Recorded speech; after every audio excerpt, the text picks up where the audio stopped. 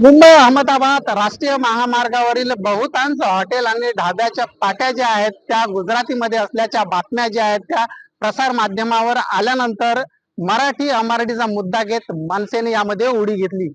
मनसेकडून गुजराती पाट्यांची तोडफोड करायला सुरुवात झालेली आहे। मात्र दिवसभरातच या पाट्या ज्या आहेत त्या हॉटेल व्यावसायिकांकडून बदलण्यात आल्या आहेत। आपण माझ्या मागे बघू शकता की स्पष्ट आणि अक्षरामध्ये मराठीमध्ये हॉटेल न्यू जलाराम काठियावाडी असं नाव जे आहे ते आता लावण्यात आलेलं आहे। मुंबई अहमदाबाद राष्ट्रीय महामार्ग जो आहे तो आषाढ पासून दहिसर पर्यंतचे हॉटेल असतील किंवा जे ढाबे आहेत त्यांना गुजराती पाट्या ज्या आहेत त्या बहुतांश हॉटेलवर लावण्यात आल्या होत्या।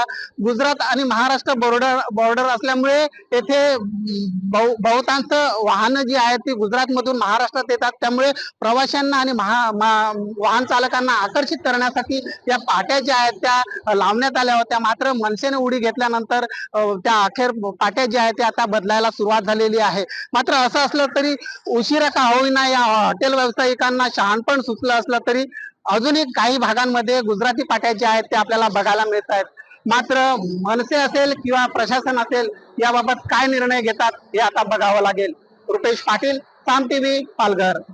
आता isakal.com आहे देशातील नंबर 1 ची मराठी न्यूज वेबसाईट। प्रत्येक अपडेटसाठी isakal.com ला नक्की भेट द्या।